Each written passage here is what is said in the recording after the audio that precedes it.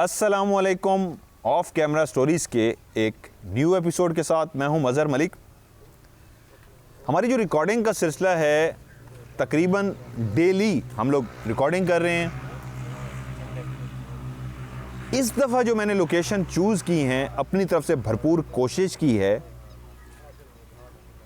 वो most haunted locations जहाँ पे दिन की रोशनी में कोई भी नहीं जाता। मैं अपनी बैकअप टीम के साथ, अपने दोनों कैमरामैन्स के साथ ना सिर्फ वहाँ पे जाके रिकॉर्डिंग कर रहा हूँ, बल्कि अल्हम्दुलिल्लाह फ़ख्र से एक बात मैं आपको बताता चलूँ कि हम इतने बड़े बड़े क्लियर साइन रिकॉर्ड कर चुके हैं जिसमें कोई चीज़ बिल्कुल हमारे कैमरे के सामने बिल्कुल क्लियर रिकॉर्ड हो चुकी है। एज़ लाइव मैं कर रहा हूँ। बहुत सारे लोगों ने मुझे लिखा हुआ है कि जी आप वो प्रोग्राम दिखा क्यों नहीं रहे, तो उन लोगों को मैं थोड़ा सा क्लियर कर दूँ। 5-5, 4-4 घंटों की जो रिकॉर्डिंग होती है उसको एडिट करना होता है, एडिट करके छोटा सा प्रोग्राम बनाना होता है। एंड उसमें से जो लूज़ चंक होता है जिसमें साइन रिकॉर्ड हुए होते हैं वो सिर्फ दिखाना होता है, जो लूज़ पोर्शन होता है वो हमें एडिटिंग में निकाल देना होता है। सो इंशाल्लाह मैं लाहौर अभी वापस पहुंचने वाला हूं। जैसे ही लाहौर आऊँगा तो वो जो एडिटिंग का सिलसिला है इंशाल्लाह जारी हो जाएगा। जैसे जैसे प्रोग्राम एडिट करता जाऊँगा साथ साथ आपको दिखाता जाऊँगा। रात भी प्रोग्राम एक बहुत बड़ा हादसा हुआ है, लेकिन अल्हम्दुलिल्लाह हमारी ज़िंदगियाँ रिस्क पे थीं, जो हम खैरियत से बच के एक जंगल में थे। साइन भी रिकॉर्ड कर लिया बहुत क्लियर, वो मखलूक बिल्कुल कैमरे के सामने आ गई। और आज जिस जगह पे मैं ऑफ कैमरा स्टोरी रिकॉर्ड करने के लिए बैठा हूँ, इस जगह भी मुझे इनवाइट किया गया है इन्वेस्टिगेशन के लिए। अनस मलिक इस वक्त सामने कैमरे के पीछे हैं, अरसलान हाशिर बैक पे हैं। बैकअप टीम तकरीबन थोड़ी देर तक पहुंच जाएगी और रात को इंशाल्लाह हम यहाँ पे इन्वेस्टिगेशन भी करेंगे। सो आज की कहानी मैं शुरू करता हूँ। जिन्होंने मुझे स्टोरी सेंड की है उन्होंने कहा है कि आप मेरा नाम रियल ना बताएं, लेकिन एक रियल स्टोरी जो उन्होंने मुझे सेंड की है बहुत ज़्यादा पुरानी नहीं है, कोई 13-15 साल पुरानी स्टोरी है। उन्होंने कहा है मेरा नाम आप गुल रख दें, लेकिन उसके अलावा जितनी भी मैं आपको जगह बताने जा रहा हूँ, नाम बताने जा रहा हूँ, ये सब रियल हैं, उनको मैं चेंज नहीं कर रहा।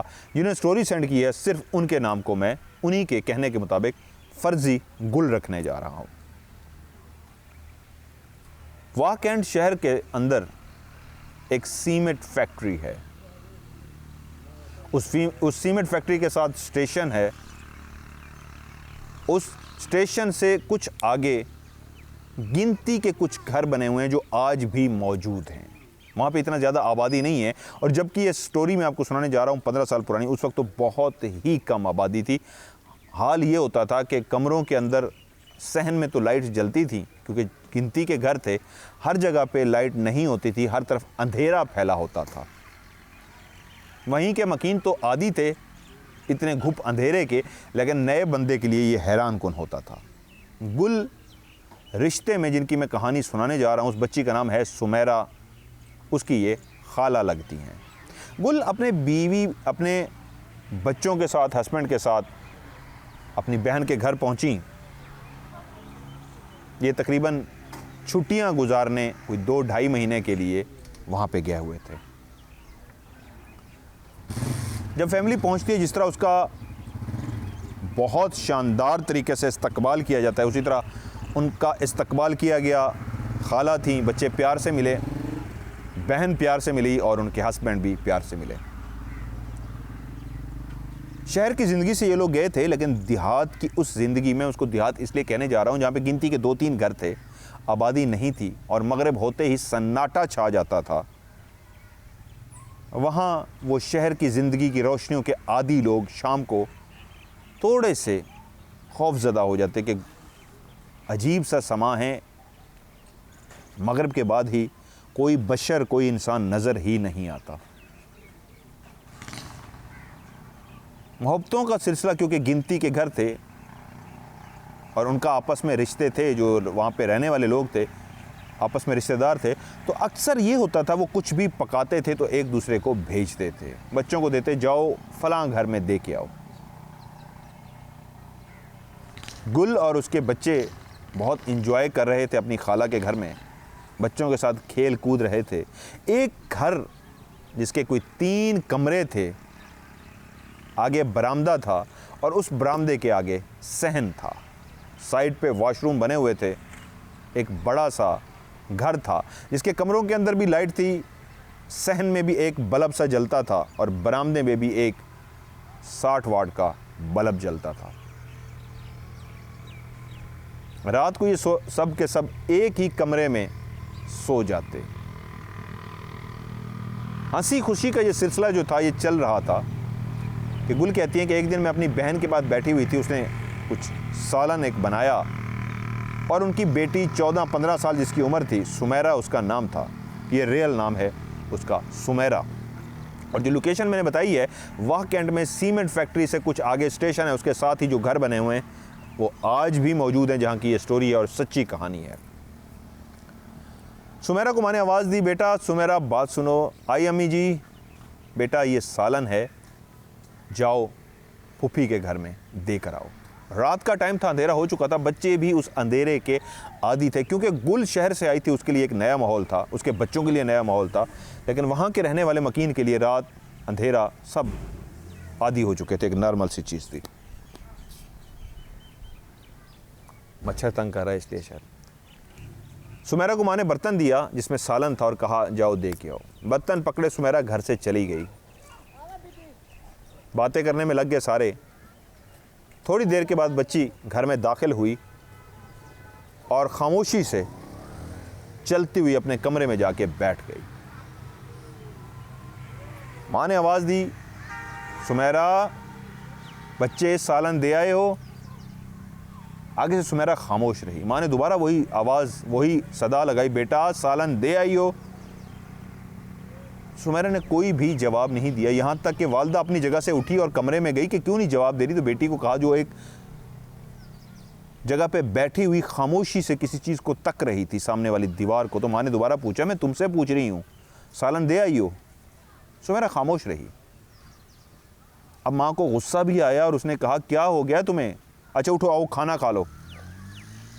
सुमेरा अब भी अपनी जगह पे बैठी हुई थी और सामने दीवार को बैठी तक रही थी। माँ बेटी के करीब गई और कहा, सुमेरा मैं तुम्हें कह रही हूँ आओ खाना खा लो। सुमेरा ने कोई भी जवाब नहीं दिया सिवाय इसके कि वो तकती रही उस दीवार को, जैसे कुछ चल रहा हो, कोई मंजर हो, कोई मूवी हो, कोई ड्रामा हो जिसको बैठी देख रही हो। जबकि माँ ने उस तरफ देखा तो सामने एक खाली दीवार थी जिसको बैठी वो तक रही थी। माँ ने गुस्से में कहा, अच्छा ना खाओ, जैसे माएँ करती हैं, और माँ बाहर आ गई। सब खाना खाना शुरू हो गए। जैसे ही उनके हस्बैंड घर में दाखिल हुए तो उन्होंने उनसे कहा कि पता नहीं सुमेरा को क्या हो गया, मैं उसको बुला रही हूँ, बात कर रही हूँ, जवाब ही नहीं दे रही, पता नहीं किस बात पे मुंह फैला के बैठी है। माँ ये समझी शायद सुमेरा किसी बात पे खफा है, किसी बात पे नाराज़ है, जो जवाब नहीं दे रही। अमूमन जिस तरह बच्चे ज़िद करके खफा होकर बैठ जाते हैं। बाप ने कहा, अच्छा मुझे दें खाना, मैं उसको खाना खिला के आता हूँ। माँ ने जो खाना था, रोटी सालन जो कुछ भी था, उठा के अपने हस्बैंड को दिया, जाइए अपनी लाडली बेटी को खिला के आइए। बेटी हमेशा माँ की तो लाडली होती हैं, बाप की ज़्यादा लाडलियाँ होती हैं। बाप बेटी से इसलिए भी ज़्यादा प्यार करता है, उसको पता होता है कि इसने चले जाना है, बेटों ने पास रहना है। तो बाप ने खाना उठाया और सीधा कमरे में गए और अपनी लाडली बेटी को कहा, क्या हुआ मेरे बच्चे को, मेरा बच्चा क्यों नाराज़ है? बच्चा उसी तरह बैठा रहा, उसी तरह सामने वो बैठ के देखती रही। अब बाप ने कहा, अच्छा चलो ठीक है, मेरा बच्चा किस बात पे खफा है, मेरे बेटे को क्या हुआ है, मेरा बेटा क्यों नाराज़ है। जिस तरह एक बाप की आदत होती है अपने बच्चे से प्यार से बात करने की, इसी तरह वो बात करते रहे। कोई रिस्पॉन्स ना देख के उन्होंने खाना उसके आगे बढ़ा दिया। अच्छा चलो छोड़ो सारी बात को, ये लोग खाना खाओ। और उन्होंने मोहब्बत भरे अंदाज में वो खाना उठा के उसकी गोद में रख दिया। जैसे ही खाना, अरसान ये मोबाइल ले लो, जैसे ही खाना उसकी गोद में रखा गया तो सुमेरा ने वो पूरा ट्रे जो उसके सामने रखा हुआ था गोद में उठाया और गुस्से से उठा के दीवार में दे मारा। आहिस्ता दीवार में दे मारा। अब एक ऐसा अचानक हुआ कि बाप भी हैरान रह गया कि बेटी ने वो जो सालन और बर्तन जो थे उठा के इस तरह दीवार में मारे, जिसकी बाप को भी उम्मीद नहीं थी। वो ना सिर्फ हैरान हुआ बल्कि एकदम गुस्से में आया कि बदतमीजी की इस हद तक इंतहा, और बाप ने एक थप्पड़ उसके गाल पे रसीद किया। उस थप्पड़ को खाने के बाद भी सुमेरा उसी तरह सामने बैठ के देखती रही, अपनी जगह से टस से मस ना हुई। तो बाप समझा कि शायद बेटी का मूड शदीद ही खराब है। बाप बाहर चला गया और बीवी से जाके कहा क्या हुआ इसको, इसका लगता है मूड बहुत ही ख़राब है, चलें छोड़ दे। बीवी ने कहा थोड़ी देर तक खुद ही ठीक हो जाएगी, बच्ची है। सब खाना खा के गपशप करने में लग गए और बातें करते करते जिस तरह आहिस्ता आहिस्ता हर कोई अपने बिस्तरों में चला जाता है, सभी अपने अपने बिस्तर में चले गए। सुमेरा भी अपने बिस्तर में आ गई। सब सो गए, सुमेरा भी उनके साथ सो गई। रात का कोई पहर था जब गुल की आंख खुली, उनकी वो खाला जिनका मैंने फर्जी नाम रखा है।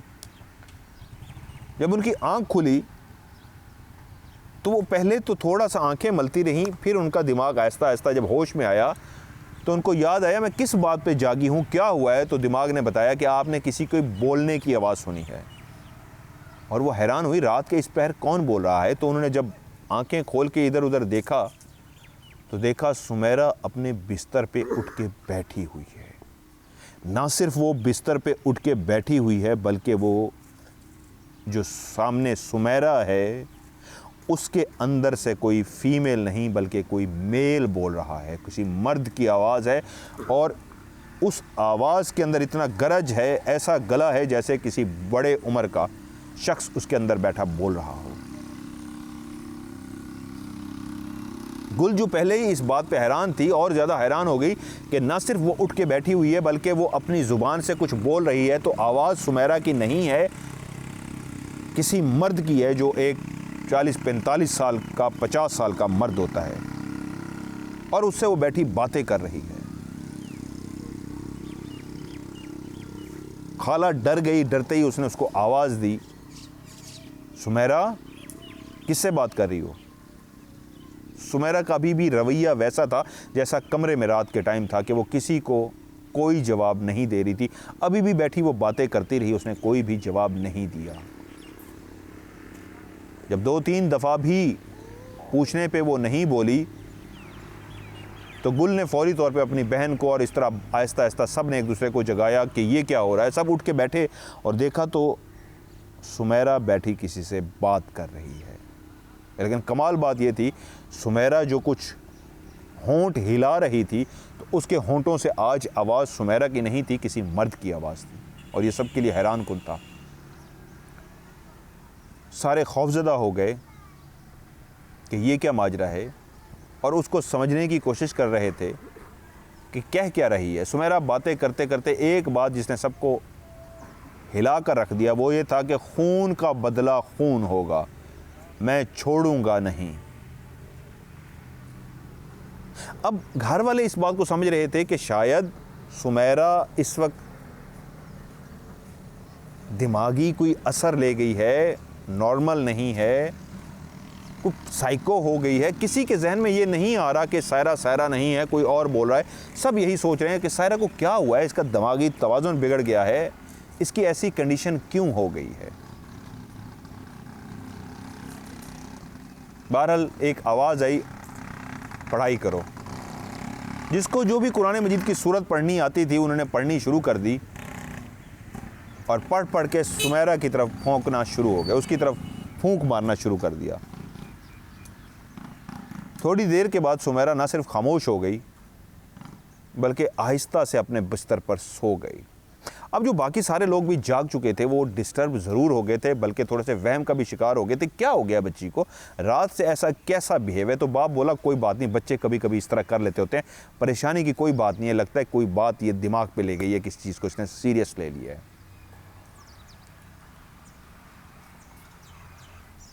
आहिस्ता आहिस्ता सारे अपने बिस्तरों में सो गए। सुबह हुई, ये बात ज़रूर डिस्कस हुई कि रात ये हुआ था, लेकिन अभी तक उसको कोई शदीद सीरियस लेने को तैयार नहीं था। नॉर्मल इस तरह ले रहे थे कि बच्ची डिस्टर्ब हुई है, किसी चीज़ को दिमाग पे सवार कर गई है या कोई इस तरह का मसला है, परेशानी की कोई बात नहीं है। दिन नॉर्मल गुजरा, वो बच्ची नॉर्मल बिहेव करती रही। सुबह उठने के बाद उस तरह पढ़ने के लिए जो एक उसका छुट्टियां थी, जिस होमवर्क था, वो सब कुछ उस तरह उसने नॉर्मल किया। माँ बाप से भी बात की, कोई भी ऐसी बात नहीं नज़र आई माँ बाप को, खाला गुल को, कि वो समझ सके कि ये डिस्टर्ब है। तो वो समझ गए कि इसका मतलब है रात किसी बात को, बच्चा है ज़िद कर जाता होता है, किसी बात को माइंड पे सवार कर गई थी, उतना शदीद सवार कर गई थी कि उसके दिमाग पे सवार हो गया था। खैर सुबह जब उठी वो देखा सबने कि वो नॉर्मल है, तो वो सब रिलैक्स हो गए। रात का खाना खाया गया और फिर सब अपने अपने बिस्तर में लेट गए सोने के लिए। यहाँ तक कि आहिस्ता आहिस्ता बातें करते करते आवाज़ें आने लगी, मुझे तो नींद आ रही है, मैं तो सो रहा हूँ, मुझे तो नींद आ रही है, मैं तो सो रही हूँ, और सो गए। रात का एक पहर था कि माँ की आंख खुली तो माँ ने उठते ही जो चीज़ महसूस की वो ये थी कि बिस्तर पे सब सोए हुए हैं सिवाय सुमेरा के, क्योंकि उसका बिस्तर खाली था। माँ एकदम से खौफजदा उठ के बैठ गई कि बेटी कहाँ गई। एकदम जहन में आया वॉशरूम में गई होगी, क्योंकि वॉशरूम मैंने बताया कोई परिंदा बोल रहा है। उसने उठते ही जो पहला जहन में आया कि वॉशरूम, क्योंकि साइड में था, रूम के आगे बरामदा, बरामदा के आगे सहन वाली साइड पे वॉशरूम थे, तो माँ के जहन में ये आया वॉशरूम गई होगी। कुछ देर माँ जागती रही, इंतज़ार करती रही। जब सुमेरा नहीं आई तो माँ को परेशानी हुई। उसने अपने शौहर को जगाया, सुमेरा बिस्तर पे नहीं है। अब जब शौहर भी उठा और थोड़ा सा ध्यान दिया तो अंदाज़ा हुआ कि किसी की आज भी बोलने की आवाज़ आ रही है। बाकी भी आहिस्ता आहिस्ता उठे और उस आवाज़ की तरफ कान लगाने शुरू कर दिए कि ये आवाज़ किस जगह से आ रही है। बाहर निकले, किचन में देखा नहीं है, साथ वाले कमरों में देखा नहीं है, वॉशरूम में जाके देखा नहीं है, तो फिर सुमेरा कहाँ है? तमाम घर वाले सुमेरा सुमेरा की आवाज़ें लगाते हुए, सुमेरा कहाँ पे हो, सुमेरा कहाँ पे हो। तो किसी ने कहा ये आवाज़ ऊपर छत की तरफ से आ रही है, जहाँ पे स्टोर टाइप कमरा बना हुआ है, लगता है आवाज़ वहाँ से आ रही है। जब सारा घर छान मारा और सुमेरा कहीं पे नहीं मिली तो वो सारे भागते हुए ऊपर स्टोर की तरफ गए।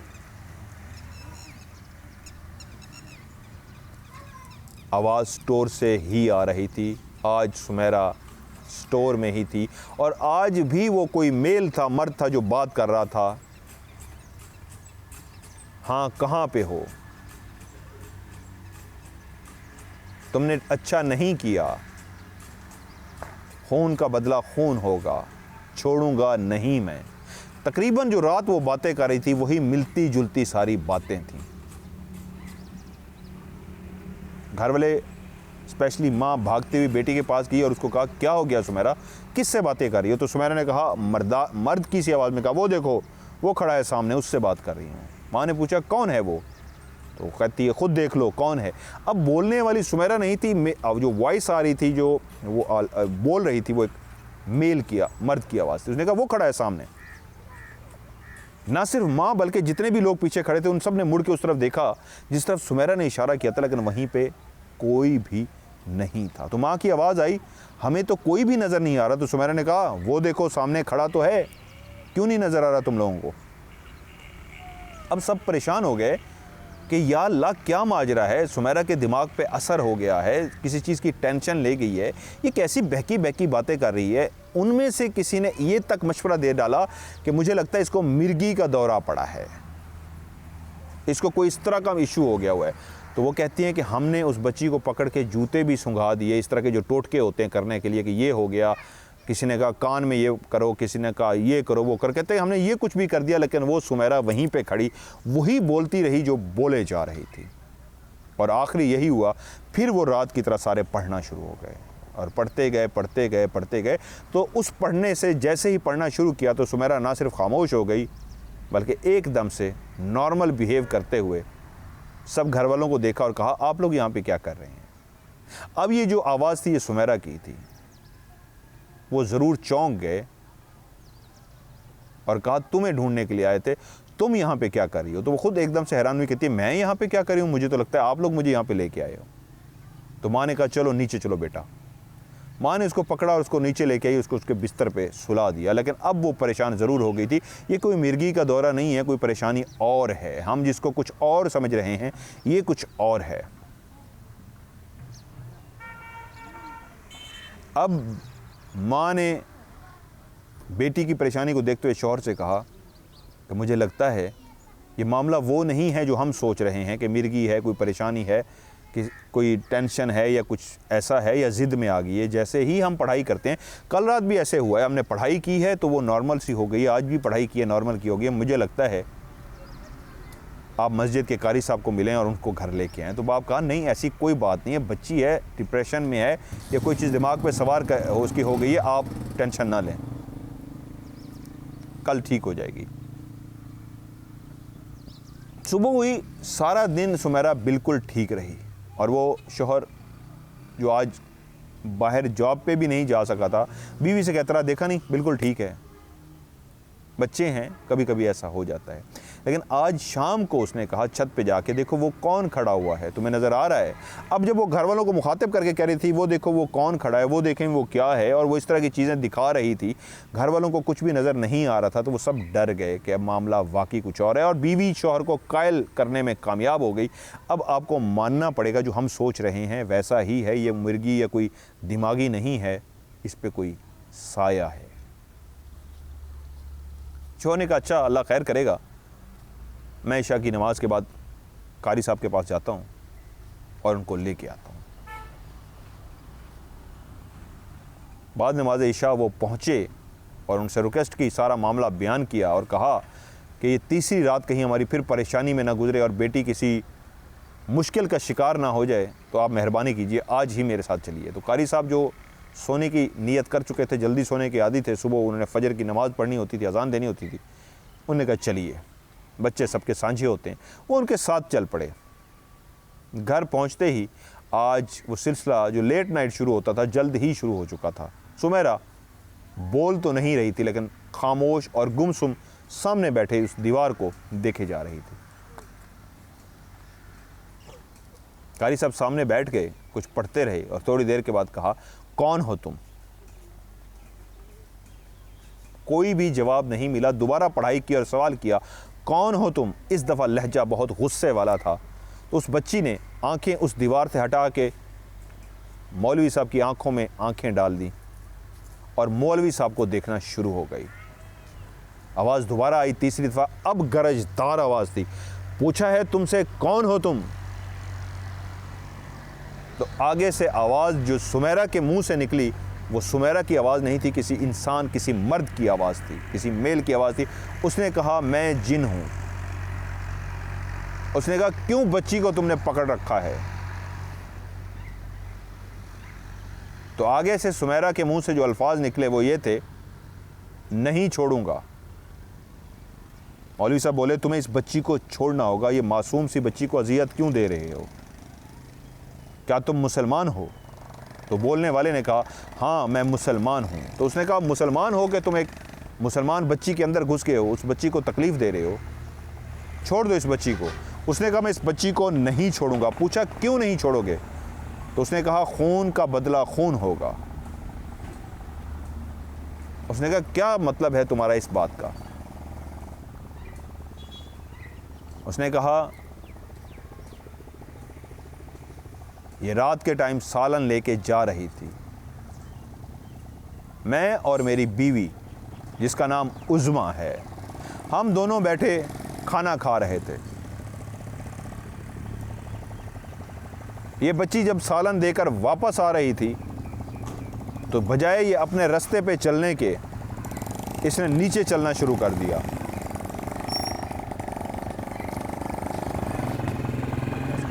इसने नीचे चलना शुरू कर दिया।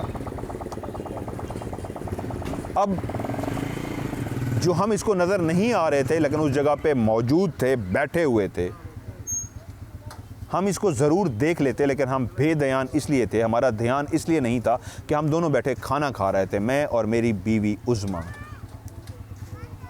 मैं कमर करके बैठा हुआ था और मेरी बीवी दूसरी साइड पे बैठी हुई थी। ये बच्ची जैसे ही आई है तो इस अंदाज में ये भागी है उस जगह के से इस तरह तेज़ी के साथ भागी उस जगह से कि उज़्मा के ऊपर इसने पाँव रख दिए हैं। और वो इस कंडीशन में थी कि उसके गले पे ना सिर्फ पाँव गया बल्कि उसका सांस भी बंद हो गया और इसी की वजह से उसकी डेथ हो गई। अगर मेरी इसकी तरफ कमर ना होती तो ना सिर्फ मैं देख लेता बल्कि मैं अपनी बीवी उज़्मा को बचा भी लेता जो इसकी वजह से गई है। इसलिए मैं अब इसको नहीं छोड़ूंगा, खून का बदला खून होगा। तो कारी साहब ने बहुत रिक्वेस्ट की और उससे कहा ये मासूम बच्ची है, क्योंकि हम बशर हैं और बशर को अल्लाह ताला ने जो ताकत दी है, इंसान इंसान को देख सकता है। एक ऐसी एंटिटी, एक ऐसी मखलूक जो आंखों को नज़र नहीं आती, उसको क्योंकि इंसान नहीं देख सकता, अगर उसने ये जानबूझ के किया होता तो तुम हक पे थे, मैं तुम्हारी बात मान लेता, क्योंकि ऐसा काम अनजाने में हुआ है, उस बच्ची को बेचारी को पता नहीं था। तो इसलिए मैं तुमसे कहूँगा कि तुम चले जाओ, नहीं तो मजबूरन मुझे वो पढ़ाई करनी पड़ेगी कि तुम भस्म हो जाओगे, मैं तुम्हें जला दूंगा। मैं तुम्हारे साथ वही बिहेव करूँगा जो तुम्हारी बीवी उज़्मा के साथ हुआ है। और जब इस तरह के दोनों हम कलाम हुए, उसके बाद ही कारी साहब ने फ़ौरन मुँह ही मुँह में पढ़ना शुरू कर दिया। तो वो जो आगे था उसने कहा ठीक है मैं चला जाता हूँ। उसने कहा आज के बाद तुम ना सिर्फ सुमेरा के पास आओगे बल्कि इस घर में भी दाखिल नहीं होगे, वादा करो। उसने वादा किया और वहाँ से चलता बना। थोड़ी देर के बाद सुमेरा गिर गई। माँ ने फौरी तौर पे अपनी बच्ची को संभाला और थोड़ी देर के बाद जब वो होश में आई, उससे बातचीत की तो अब वो नॉर्मल बातें कर रही थी और माँ से पूछ रही थी, माँ मुझे क्या हुआ है, मुझे कमज़ोरी सी महसूस हो रही है, सिकनेस फील हो रही है, मैं इस तरह फील कर रही हूँ, क्या हुआ है माँ? तो माँ ने कहा बेटा कुछ भी नहीं हुआ। कारी साहब ने कुछ पढ़ के पानी पे दम करके दिया कि इस बच्ची को एक तो ये पिलाते रहें, घर के अंदर छिड़काव करें चारों कोनों में, जिस तरह मैं कहता होता हूँ, और उसके बाद एक कागज़ पे कुछ आयतें लिख के दी कि इसको बंद करके दरवाजे के एक ख़ास मखसूस जगह पे इस तरह उसको फंसा दें ताकि जो मखलूक भी है इसके अंदर दोबारा दाखिल नहीं होगी। पानी के छिड़काव से ये होता है कि चारों तरफ एक दायरा कड़ा लग जाता होता है, मखलूक चारों तरफ से नहीं आ सकती। एक जो दरवाज़ा सोर्स होता है उसके ऊपर उसने आयात लिख के एक ख़ास अंदाज के अंदर लटकवा दी कि वो मखलूक उसके अंदर दाखिल नहीं हो सकेगी। रात सुकून के साथ गुजरी। माँ, बाप, खाला, गुल, तमाम लोग अपने अपनी बिस्तरों में लेटे हुए तो थे, लेकिन उनकी आंखें बार बार सुमेरा को देख रही थी जो अपने बिस्तर पे गहरी नींद सो रही थी। आज शायद ये तीसरी रात थी जिसमें वो गहरी नींद सो सकी थी। 2 रातें वो डिस्टर्ब थी और रात के एक पहर सब ने महसूस किया कि हमें सो जाना चाहिए, अब शायद सुमेरा बिल्कुल नॉर्मल है। और ऐसा ही हुआ। सुबह भी वो नॉर्मल उठी, माँ बाप उसको देखते रहे, लेकिन पूरा एक वीक कुछ भी ऐसा नहीं हुआ। तो सब घर वाले रिलैक्स हो गए कि अल्हम्दुलिल्लाह अब सुमेरा बिल्कुल ठीक है। हफ्ते से 10 दिन, महीना, 2 महीने, 6 महीने, ज़िंदगी बिल्कुल सुकून पे आ गई और घर वाले उस बात को भूल गए कि सुमेरा के साथ कोई वाक़या हुआ था। तकरीबन 6 से 8 महीने के बाद घर के अंदर एक खुशी हुई, शादी का फंक्शन सा था। एक ऐसा फंक्शन जिसमें घर वालों ने फैसला किया कि पूरे घर को लाइटें लगा के सजाया जाए, एक खुशी का जो समा बांधा जाता है, इन्वायरमेंट जो बनाया जाता है, उसी तरह की तैयारियां शुरू हुई। लड़कों को बुलाया गया। पाकिस्तान में जिस तरह छोटे शहरों में अब तो छोटी छोटी लाइट्स आ गई हैं, बड़ी बड़ी लाइट्स पहले शादियों पे लगती थी, वो मंगवा कर पूरी दीवारों को, छत को, सारी जगहों को सजा दिया गया। लड़के हर जगह पे 3-4 लड़के थे, पूरे घर को सजा रहे थे। तो वहीं पे एक लड़का जो दरवाजे को सजा रहा था, वो लगाते हुए लड़ी, उसने देखा कि कोई एक चीज़ लटकी हुई है। उसने कहा पता नहीं क्या है। उसने वहाँ से उसको खींचा और उठा के फेंक दिया। अपनी लड़ियाँ लगाईं, सजाए और चलते बने। रात का जो भी फंक्शन था वो खामोशी के साथ हुआ, सब ने एंजॉय किया। लेकिन अगली रात फिर एक और अजीबो गरीब वाक़या हुआ। उस घर के बरामदे के आगे जो सहन था, एक साइड पे वॉशरूम थे और दूसरी तरफ पे कुछ दरख्त लगे हुए थे। वहीं पे एक अमरूद का दरख्त भी था। अमरूद के दरख्त की जो टहनियाँ होती हैं, बहुत सारे लोगों ने देखा होगा और बहुत सारे लोगों ने नहीं देखा होगा। अमरूद के दरख्त की जो टहनियाँ होती हैं वो बहुत ही बारीक होती हैं, वो मोटी टहनियाँ नहीं होती। जिस रात एक फंक्शन था, उससे अगली रात घर वाले सोए थे कि फिर किसी के कानों ने वॉशरूम जाते हुए रास्ते में एक आवाज़ सुनी कि किसी के बोलने की आवाज़ आ रही है। उस आवाज़ की तरफ तवज्जो दी तो हैरान कुन मंजर आंखों के सामने था कि वो जो बारीक टहनियों वाला अमरूद का दरख्त था, उसकी टहनियों के ऊपर कोई बैठा हुआ बात कर रहा था। भागते हुए वापस कमरे में गया और सारे घर वालों को जगाया कि सुमेरा कहाँ है। देखा तो बिस्तर पर सुमेरा मौजूद नहीं है। सब घबरा के उठ के बैठ गए कि सुमेरा कहाँ है, तो कहा वो बाहर अमरूद के दरख्त पर बैठी है। ये एक अजीबो गरीब बात थी, क्योंकि इतनी मोटी टहनियाँ नहीं होती उसकी कि उसके ऊपर एक इंसान बैठ सके। इंसान का एक अच्छा खासा वेट होता है। सारे भागते हुए बाहर आए तो देखा टहनी पे ना सिर्फ वो बैठी है, बल्कि इस तरह महसूस हो रहा था कि उसके साथ भी टहनी पे कोई बैठा है और उसके साथ वो बैठी बातें कर रही है। आज जो बातें करने का अंदाज था पहले से बहुत मुख्तलिफ था। वही खौफ का आलम था, वही मंजर था, सब कुछ। लेकिन हैरान को अजीब व गरीब ये था कि टहनी पे साथ कोई बैठा था और उसकी तरफ वो देख के बात करती थी। वो बात इस अंदाज में कर रही थी कि आज वो बोल तो अपनी आवाज़ में रही थी, लेकिन साथ बैठा जो भी था वो आज अपनी आवाज़ में बोल रहा था। वो आवाज़ जो पहले सुमेरा के होंठों से निकलती थी, आज वो था जो बैठा था नज़र नहीं आ रहा था, लेकिन बोल वो रहा था। सुमेरा अपनी ज़बान में बात कर रही थी, उसकी बोलने की लहजा लफ्ज़ वही थे जो सुमेरा के थे, लेकिन जवाब देने वाला वो था जो नज़र नहीं आ रहा था। लेकिन वो आवाज़ वो मानूस सी आवाज़ थी जो कानों ने पहले भी सुनी थी सुमेरा के मुँह से। क्योंकि घर वाले पहली दो रातें तो वहम समझते रहे थे। कारी साहब के आने पे पता लगा था वो जिन था, तो अब वो यकीनन इस बात से वाकिफ़ हो गए थे कि आज फिर वो वापस आ चुका है जो इस घर से चला गया था। घर वाले ना सिर्फ खौफजदा हो गए, बल्कि फौरी तौर पे सब ने एक दूसरे से कहा ऊंची आवाज़ में कुरान मजीद पढ़ो, और सब ने कुरान मजीद पढ़ना शुरू कर दिया। जैसे ही कुरान मजीद की तिलावत शुरू की, पढ़ना शुरू किया, तो सुमेरा अपनी जगह पे बैठे हुए खामोश हो गई। ना सिर्फ उसने साइड पे जिससे बातें कर रही थी उसको देखना छोड़ के घर वालों को गुस्से से देखना शुरू कर दिया, लेकिन खामोश हो गई। थोड़ी देर जब कुरान मजीद की तिलावत होती रही तो उसके बाद वो एकदम से उस टहनी से इस तरह गिर पड़ी जैसे उस टहनी पे बैठी ही नहीं थी, वो फ़ज़ा में थी, और धड़म की आवाज़ के साथ वो नीचे गिरी और उसको चोट लगी, यहाँ तक कि वो बच्ची रोना शुरू हो गई। घर वाले भागते हुए, इसके माँ सबसे पहले भागती हुई उसके पास गई, बेटी को उठाया तो बेटी अपनी आवाज़ में बोली, माँ मुझे क्या हुआ, मुझे किसने उठा के इतना ऊपर से ज़ोर से फेंका है कि मुझे चोट लगी है। माँ ने बेटी को उठाया, बाप ने उठाया, भागते हुए अंदर कमरे में ले आए। लेकिन तिलावत का सिलसिला उसी तरह जारी रहा। बेटी के सराहने माँ बैठ गई, पढ़ती रही। बेटी नींद की आगोश में चली गई, सो गई। अब फैसला हुआ, जो माँ और परेशान हो गई थी, ये तो वापस आ गया, इसने तो पीछा नहीं छोड़ा, हमें इससे मुस्तकिल जान छुड़वानी होगी। आप एक काम करें, कल कारी साहब से नहीं, हम फ़लाँ जगह पे चलते हैं, वहाँ पे जो अल्लाह के नेक बंदे हैं उनके पास चलते हैं। बाप भी बेटी की परेशानी, बीवी की परेशानी देख चुका था। उसने कहा हाँ ठीक है, सुबह इंशाअल्लाह चलते हैं। और ऐसे ही हुआ, जैसे उठे बेटी को साथ लिया, खाला जो वापस जा चुकी थी उसको भी बुलाया गया और वो दूसरे शहर पहुंच गए। अब गुल भी इनके साथ थी, सब मंजर उसकी आंखों के सामने था। जब सुबह उठे तो सुमेरा से कहा चलो कहीं चलते हैं घूमने फिरने। तो सुमेरा ने कहा नहीं, मेरा मूड नहीं है। उसने कहा नहीं, ज़रा घूम फिर के आएंगे। सुमेरा ने कहा मेरा दिल कर रहा है आप लोग मुझे फ़लाँ चीज़ पका के खाएं, ग्रीन टी, सब्ज़ चाय बना के दें। उन्होंने कहा सब्ज़ चाय तो नहीं है इस वक्त घर में। अच्छा, उसने कहा ठीक है, फिर मुझे सरदाई बना के दें। तो माँ ने कहा बेटा फिर एक काम करते हैं, सरदाई भी और सब्ज़ चाय घर में नहीं है, तुम्हें गाड़ी पे लेके चलते हैं, वहाँ पे ये दोनों चीज़ें होंगी, तुम्हें वहाँ पे लेके जाते हैं। वो जो बज़िद थी कि नहीं मैं नहीं जाऊँगी, आप लोग जाएँ, वो अजीब व गरीब सी जो फरमाइशें कर रही थी, जो हो ही नहीं सकती थी पूरी उस जगह पे। तो जब उसको कहा गया कि चलो गाड़ी पे चलो, तुम्हारी फरमाइश को वहाँ चल के पूरा करते हैं, तो वो राज़ी होगी, खुशी खुशी गाड़ी में बैठ गई।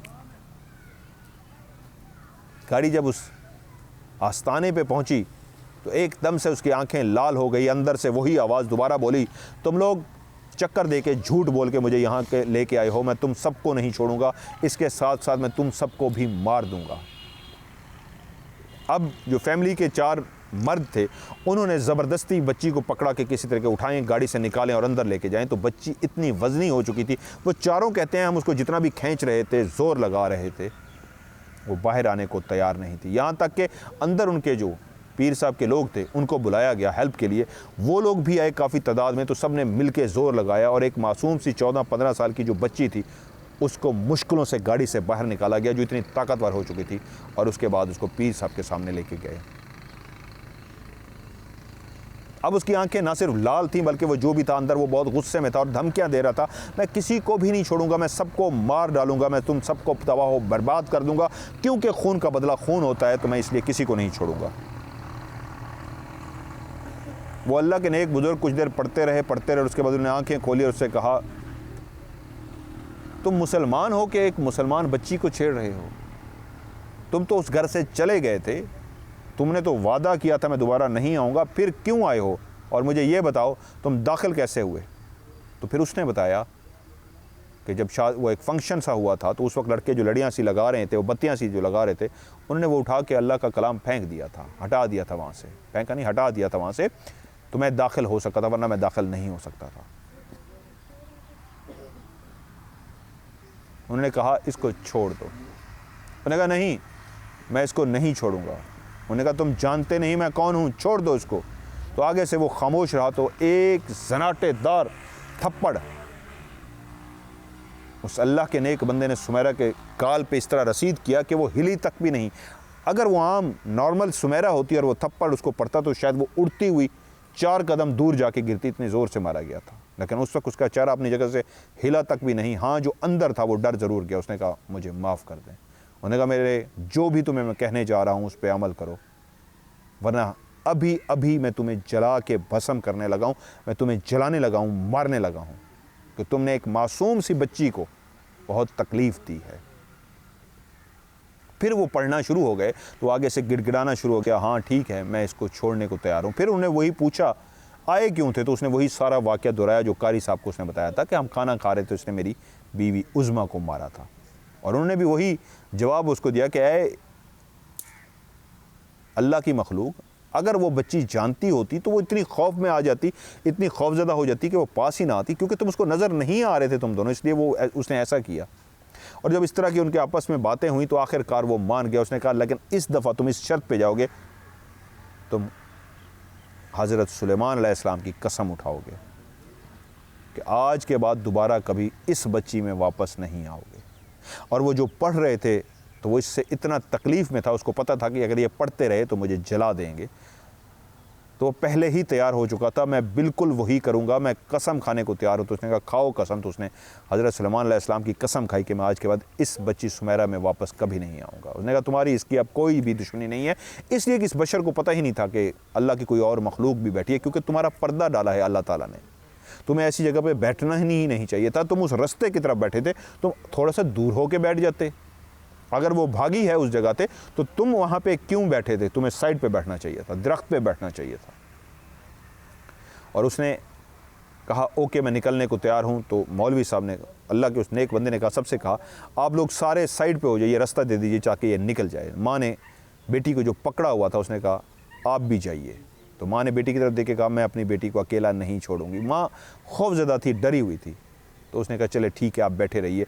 और उसने कसम खाई और उसके बाद रास्ता दे दिया गया, वो वहाँ से निकल गया।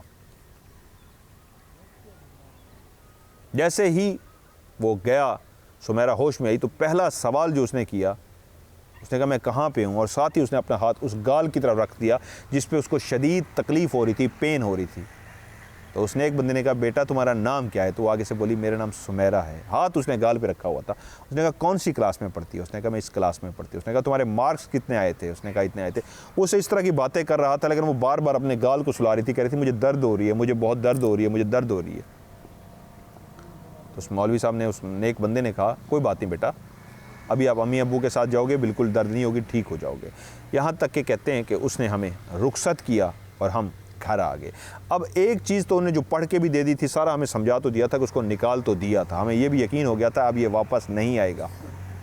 लेकिन एक बेहतियाती ज़रूर हो गई, जब माँ बाहर निकली बच्ची की बेचैनी में, तो उस नेक शख्स ने जो हिदायत दी थी उस हिदायत पे बाकी सब ने तो अमल कर दिया, लेकिन माँ शायद अमल नहीं कर सकी। इस तरह इस अंदाज में बाहर निकली कि वो जो भी था माँ के साथ अटैच हो गया, सुमेरा की माँ के साथ। तो गुल कहती हैं हम वापस तो आ गए, लेकिन कुछ अरसे बाद जब भी कोई इस तरह का इवेंट होता है, जैसे कि रोना धोना, फौतगी वाला घर, या सुमेरा की माँ रो पड़ती है, तो ना सिर्फ वो भी अंदर हाजिर हो जाता है, वही मानूस आवाज़, वही पुरानी आवाज़ जो सुमेरा के अंदर से निकलती थी, बल्कि वो रोने के साथ साथ जहाँ सुमेरा की माँ रो रही होती है तो वो भी रोता भी है और उज़्मा उज़्मा उज़्मा पुकारता है कि उज़्मा तुम मुझे छोड़ के क्यों चली गई हो।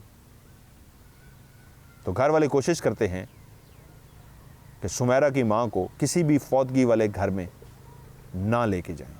काफ़ी अरसे बाद अभी कुछ अरसा पहले गुल अपनी बहन से जब मिलने के लिए गई हैं तो पुरानी कुछ बातें याद करके जब रोना शुरू हुई हैं तो एकदम से उसके शौहर ने इशारा किया, इसको रोने नहीं देना, अगर ये ज़्यादा रोई तो वो फिर हाजिर हो जाएगा और वो भी रोना शुरू हो जाएगा, अपनी उज़्मा उज़्मा उज़्मा कह के अपनी बीवी को याद करना शुरू हो जाएगा। तो मैंने उनसे आज बात की है, मेरी उनसे बात हुई है।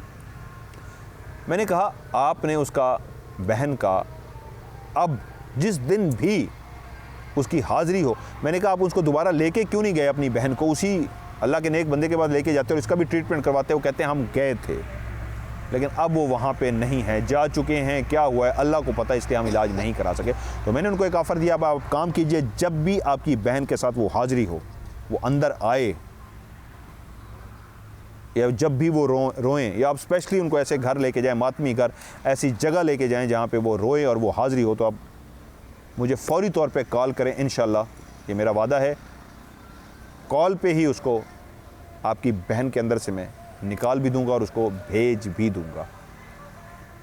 तो उन्होंने कहा ठीक है, मैं अपने बहनों ही से बात करती हूँ, इंशाल्लाह आपसे हम रब्ता करेंगे। तो मेरी ख्वाहिश होगी कि अगर आप इजाज़त देंगे, आप लोग गुल बहन, आपका नाम तो गुल नहीं है लेकिन आपने कहा था गुल कहते हैं फ़र्ज़ी नाम, तो अगर आप लोग इजाज़त देंगे तो इस टेलीफ़ोन कॉल को मैं रिकॉर्ड भी करूँगा, क्योंकि आप कैमरा तो नहीं होगा, टेलीफ़ोन पर ही होगा, मैं इसको रिकॉर्ड भी करूँगा, हम कलाम भी होगा वो जो हाज़िर होता है, और उसका एक निकालने का जो प्रोसीजर है वो भी मैं सारा टेलीफ़ोन पे ही रिकॉर्ड करूँगा। और आप लोगों की इजाज़त होगी, कैमरे की इजाज़त देंगे आपकी मर्ज़ी है, नहीं तो मतलब वॉइस की हद तक मुझे इजाज़त दीजिए। इंशाल्लाह ये मेरा वादा है, निकाल के भी दूँगा, बिल्कुल वो ओके हो जाएंगी, कभी ज़िंदगी भर पूरी फैमिली में से किसी के पास नहीं आएगा, पूरी फैमिली में से किसी के पास नहीं आएगा, ये भी मेरा वादा है, और वो ठीक भी इंशाल्लाह हमेशा के लिए हो जाएंगे। तो इंशाल्लाह वो मेरे साथ बहुत जल्द रब्ता करेंगे, और जैसे रब्ता करते हैं तो इंशाल्लाह मैं उनको ठीक भी करता हूँ और आप लोगों के लिए रिकॉर्ड भी करूँगा उनकी इजाज़त से। सो ये थी एक सच्ची कहानी जो उन्होंने मुझसे भेजी, और ये जो जगह मैंने आपको बताई है वाक एंड में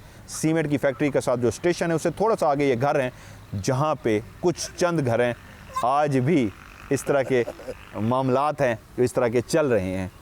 सो